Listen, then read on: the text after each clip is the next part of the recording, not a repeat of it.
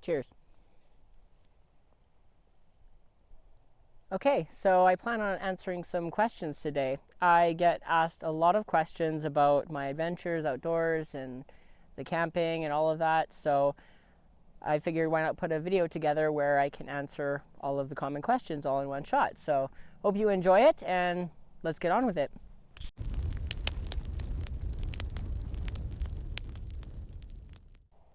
Okay, so one common question that I usually get is, what about the bears and the wildlife? And in short, what about them? Just kidding.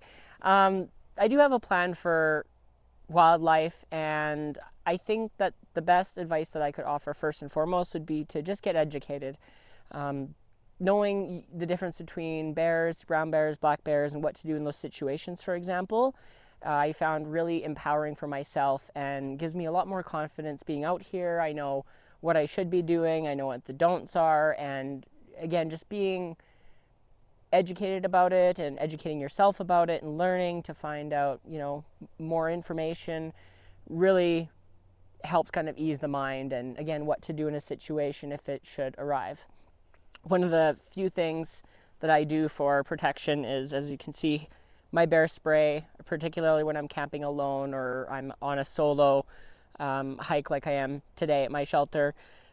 I make it a rule to always have my bear spray right next to me and accessible at all times, no matter what, just because you never know what is going to sneak up. It might not even be a bear, it might be, a cougar or something else, but it's been shown several times that this can be really effective as having a bear deterrent like this in situations, and know how to use it, of course.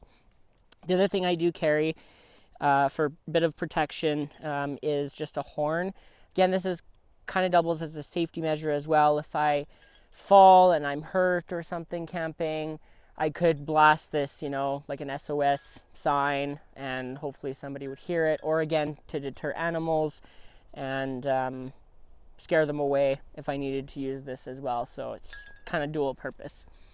Another thing here is my travel speaker. So not just for fun when you're hiking and you're out and about, it's nice to just have some music going, and when you're trudging along or doing a hike, whatever. And again, this is another deterrent. So having music playing and, just lots of noise and sound, letting the animals know nearby, hey, I'm here, I'm in the area, I'm coming around the corner, especially around corners, things like that. You want to make sure that your presence is known and heard so that you're not surprising any animal by mistake. So that's another thing I carry. I also do carry my knife, but I really don't consider that any kind of defense against animals, because that would definitely be a last resort situation. But I do have it just for the purposes of, again, if I hurt myself out here and I needed to, get a fire going to stay warm until I could call for help or something, whatever the situation may be. Having this when I'm out is just a really good survival tool for anything and everything. So those are a few of my protection items and things that I like to have on me at all times when it comes to the wildlife and trying to keep a little bit safe out here. How do I fit everything into my car? Well, with great planning and prioritizing and having equipment that is small enough that I can fit everything into it. It is kind of unheard of, I guess, for somebody to go camping in a sedan and survive for 10 up to 12 days at a time like I have. But there's a way to make it work, and I've planned it out and trial and error, and you learn how to pack things. And if you can play Tetris, you can basically figure it out. And again, just choosing equipment that you can break down and fold up and things like that saves a ton of room. When you're out being solo, don't you get bored?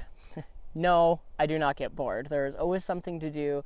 When I'm camping in particular, there's always wood to be chopped and wood to be processed. You're always thinking about the next meal and getting that kind of ready. There's the weather might turn and it gets rainy, so then that changes the game plan, where you're bringing everything underneath a tarp and just trying to keep everything nice and dry, so that keeps you busy. And honestly, in between all that, it's just nice to have nothing to do. So no, I don't get bored. It's quite peaceful, just honestly having nothing to do. And that's kind of why I like the outdoors, because you can start off your morning, have a breakfast, chop your wood up, and then have everything kind of ready for the day to just lay back, chill out, go sightsee, go for a hike, just spend some time in the sun like I am today.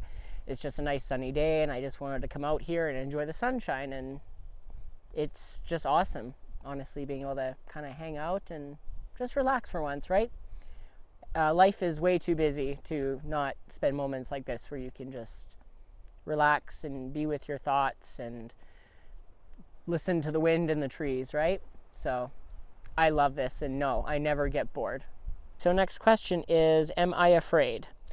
No, I'm not afraid. I would go back to what I said on the previous question, where just being educated and knowing what to do in an emergency situation and having a plan, and again, trial and error. I've had some experiences where I wasn't totally prepared, and I learned from that and moved forward. You know, one example is that I do have a portable battery booster now, because I was in an instance where my car had died, and luckily enough there was somebody around at that time when I was camping to be able to boost me. But that was a great learning, because if nobody was there, how would I be able to boost my own battery? So now I do have a battery booster as an emergency backup in case I'm in that situation again. So just learning from your mistakes and watching videos about other people that are doing the same thing that you're interested in, and finding out what they're doing for safety is another good example. Finding out what they're doing to make sure that they're staying safe and what their precautionary measures are. And that's a good way to kind of go, oh yeah, I never would have thought of that. So that really helps as well. Just do your research. Next question. You're absolutely crazy for going for 10 to 12 days by yourself. How do you make it work? This is hand in hand with the way that I pack my car, for example, where I have to be very strategic in what I'm packing and making sure I'm smart about it, and only packing the essentials and what I absolutely need. And same kind of thing when I'm planning for a 12-day trip. What do I absolutely need? How much water do I need to bring? You know, not too much, but enough that I can survive the entire time. Or if I do run out of water, what is my backup plan? And how much food am I going to need for those days? And I typically will bring a lot more food than I actually require. I end up bringing just a lot of it back anyways, because I bring fresh and dried. But I do have a plan again this year to kind of cut that back and just bring enough that I really need, so I could dial back that a little bit. But again, it's all planning and trial and error and figuring out what works and what doesn't work, and learning to pack small and pack smartly. You go camping on Crown land. What about having a shower and using the bathroom and cooking? How do you do all of that out there when you're off the grid? Well, I do have a shower. It's a propane shower, and it is battery powered, rechargeable, I should say. So because I have the Jackery 500 as well and a solar panel for electricity needs, I use that to be able to charge a shower if I need to when I'm out there. But typically I can go the entire week or a 10-day trip and be able to make the battery really last the entire time, which is really quite impressive. I think I've only had it die once or twice during a 10-day trip, and it was probably because I was using it more heavily and we had some colder nights, so I think that affected a little bit of the charge. I'm able to have some nice hot showers, and that's kind of a luxury item. It's not a necessity, but again, when you're going for 10 to 12 days, having a shower is really nice. In particular, a hot shower. Shower tent in the middle of the forest, and you know, you look out the window of the shower tent and you're seeing forest, and it's really nice actually. So that is kind of a luxury item that I like to bring. As it relates to the bathroom situation, I do have a travel toilet. So this does really improve the quality as well, again, on the longer trips, because it saved me from having to, you know, dig a bunch of holes and do it that way. Or, you know, if I don't want to dig a hole at all, maybe the ground's really hard there. It does have a reservoir underneath it that I can just fill up, and then when I'm at a dump station or even at home where I have accessibility to a toilet to be able to flush it, I can empty it that way as well, or whatever. Again, a dump station, or often what I will do, if I'm able to dig a hole, then I will do, you know, a nice big deep hole. Try to get down as far as I can. If I can get down like a good foot, you know, or even 10 inches is really good, and then be able to dispose of your waste that way and then cover it up. It's just been really easy and effective. You know, it's one time you have to clean the toilet, and one time you dig the hole and you dispose of it and you're done. And that's your whole, for me anyways, that's my whole 10 days. I only have to empty the toilet usually once. So cooking, so out there I do bring propane. I bring a propane stove, usually bring like a 20-pound propane tank, and that lasts me the entire time basically. And I bring that, and also a couple little small green containers. That's more for my shower, because it's just a little bit easier than having to lug a whole 20-pound tank between the kitchen setup and where the shower is. So I like to have a few little green bottles, so that way those can just be like the shower bottles. I'm not going through them really super quick anyways with a shower. It's like a 5-10 minute shower and you're done. So I'm really not using a whole lot of propane that way. So it's really handy just to keep a couple of those little ones with the shower as its own little area, and I don't have to be running the big tank back and forth. I also make sure that I have tin foil and a few utensils to be able to cook over the fire as well, like a grill. Just having that little bit of a backup as well in case something happens with the propane and it's just not working for me out there. I try to make sure that I have tools to be able to cook over the fire as well. What do you do for food and water? I do bring water enough for the 10 days. I usually bring way more than I need. Quite a bit more than what I need, but I have never ran out any time that I've gone.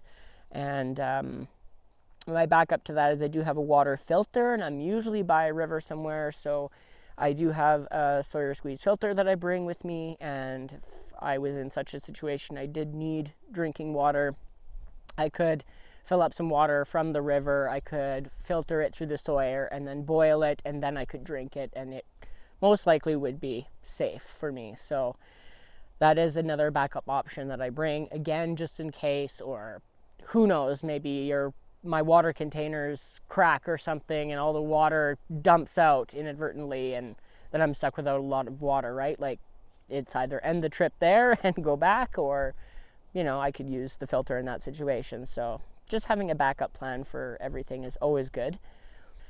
On the food side of things, I do have a regular cooler that I just fill up with ice. I make sure that all of my meat and anything in there, primarily that's what I'm bringing, is, you know, stuff like steaks and hot dogs and hamburgers and things like that you can barbecue or grill up.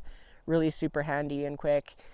Having it all frozen in there and just filled to the brim with as much ice as I can, just completely filled.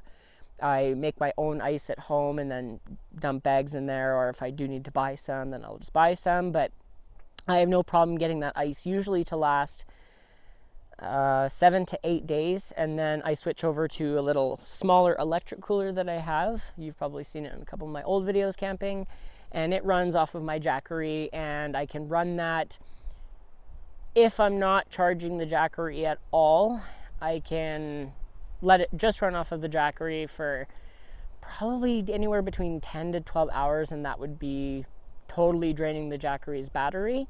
But usually I have the solar panel out also charging the Jackery, so I'm able to kind of, if it's a sunny day, I can really keep it in the 90% plus range just through charging and as well running that cooler. So that's my backup plan. If my first cooler, all the ice melts, then I just switch to the electric cooler, and they usually at that point it's just the last couple days of the trip anyways, and it's not so critical having that Jackery completely topped up, so I'm able to make it work pretty well with that setup. Do I bring a lot of firewood?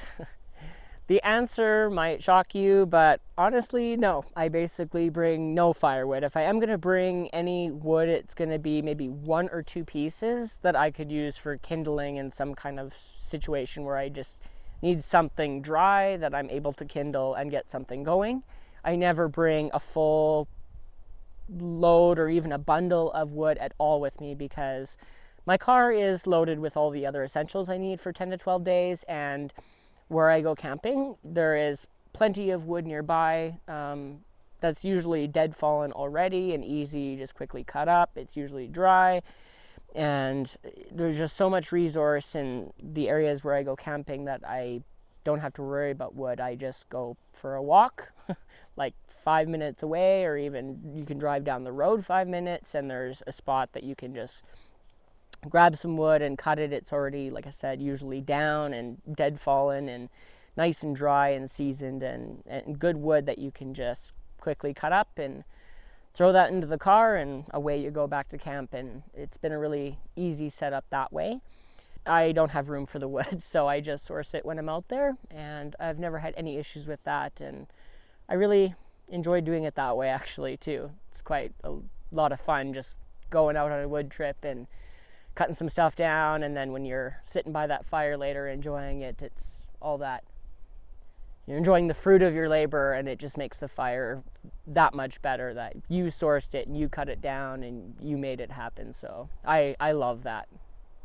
Okay, I've had to move locations a bit here, just following the sun around, so I'm not in the shade because it's a little bit cool now. Continue on with the questions. So what about emergency preparedness? So always having an exit strategy, an exit plan on what you're going to do if you're caught in some kind of emergency, or whether it be weather related or whether it be a flat tire. I've had a flat tire. I have been stuck on the mountain in snow before, and it's not fun, and it really, to be honest, it sucks and it's stressful, but you just have to kind of deal with it. And when you're by yourself and you're dealing with that, that's where it really helps to, again, have an exit strategy. No matter where I go, moving around different camping spots, I'm always making sure that I know my landmarks. I know where the nearest area of service is if I need cell reception. I actually acquired from amazing friends of mine this year, thank you so much, you know who you are if you're watching this, a spot device that I will be using this year, which I didn't have last year, and that will allow me to be able to send SOS.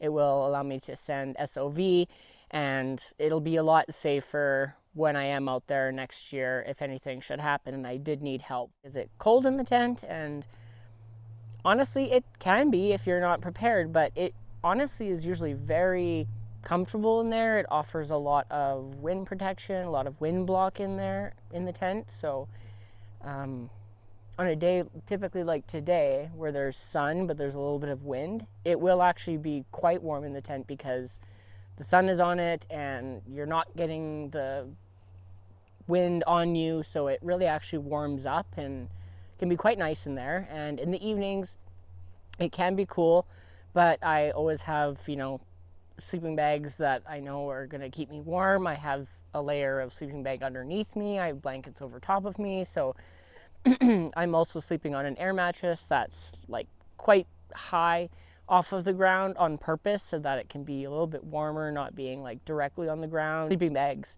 underneath me, and then my actual sleeping bag, and then the blankets on top. It's like a little sandwich that keeps the, you know, cold from either direction, up and down. So I really stay quite warm, honestly. If I do get really, really cold, or if I'm spoiling myself, I can bring the Jackery in, and I have a heated blanket, and it's just a 12-volt plug, and I plug that into the Jackery, and that really keeps me warm. And what I actually really like it for is to just put it in the sleeping bag before I go in and just turn it on for maybe 15-20 minutes before I get into bed, and it just takes that chill out of crawling into a cold sleeping bag, which is really nice. And then I usually will just run it for maybe another 15-20 minutes, and then I can basically turn it off and it's totally fine. I have run it all night before, and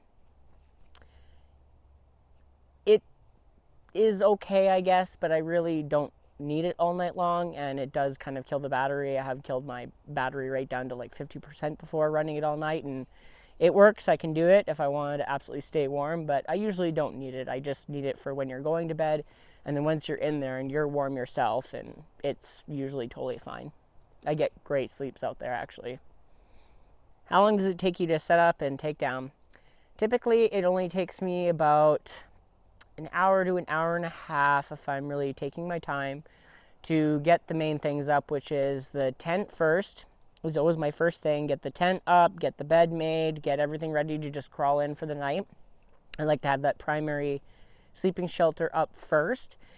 And then I go on to the kitchen setup where I set up a tarp, and then I set up the table and just the stove and things like that. Get it kind of ready to make something for dinner, or just get ready to cook. And again, another shelter with a tarp over it so that if it rains or anything, then there's another outdoor shelter you can stay dry in. And then setting up the bathroom is usually kind of the last thing I do. I don't always do it right away when I'm there. But if I do include that and get, the toilet in there and the shower in there and everything all set up, it's really just like an hour and a half to 2 hours. Okay, well, I want to thank you guys so much for hanging out with me today. Hopefully you enjoyed the Q&A and answered some of your questions and helped you get to know me a little bit better. See you later, shelter.